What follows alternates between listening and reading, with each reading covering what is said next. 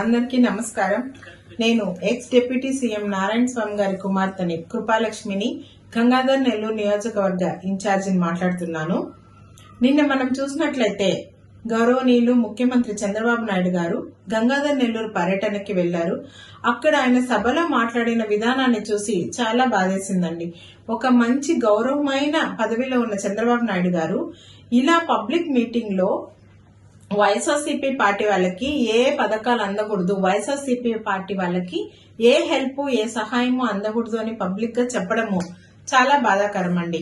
జగనన్న గారి పరిపాలనలో చూసినట్లయితే జగనన్న ఏ కులం చూడలేదు, మతం చూడలేదు, ఏ పార్టీ అని చూడలేదు. వాళ్ళు వైఎస్ఆర్సీపీ పార్టీయా, తెలుగుదేశం పార్టీనా, కాంగ్రెస్ పార్టీనా అని చూడకుండా పేదవాళ్ళకి అర్హత ఉందా, ప్రతి ఒక్క పేదవాడికి అర్హత ఉన్న వాళ్ళందరికీ డైరెక్ట్ బెనిఫిట్ ట్రాన్స్ఫర్ ద్వారా మహిళలకి కానివ్వండి, ప్రతి ఒక్కటి వృద్ధులకు కానివ్వండి, ఏది కూడా ఏ పథకాలు కూడా డైరెక్ట్ గా ప్రజల్లోకి తీసుకొని వెళ్లి వాళ్ళకి ఆ పథకాలు అందేలాగా చేసినారండి.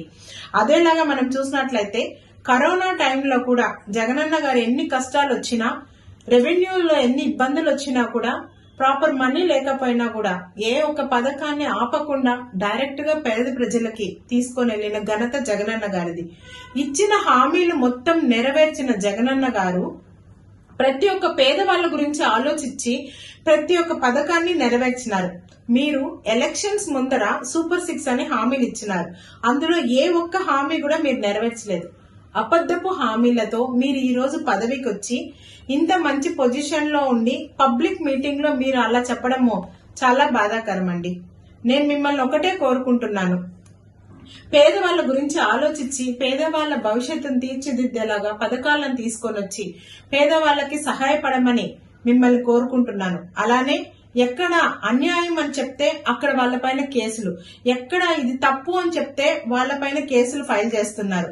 నేను అందరికీ ఒకటే చెప్పేది ఏమంటే, ప్రభుత్వాలు ఎప్పుడు ఒకటే ఉండదు, ప్రభుత్వాలు మారుతా ఉంటుంది.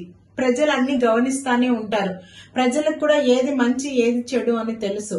దయచేసి ప్రజలకి ఉపయోగపడే పథకాలని, ప్రజలకి ఉపయోగపడే విధానాన్ని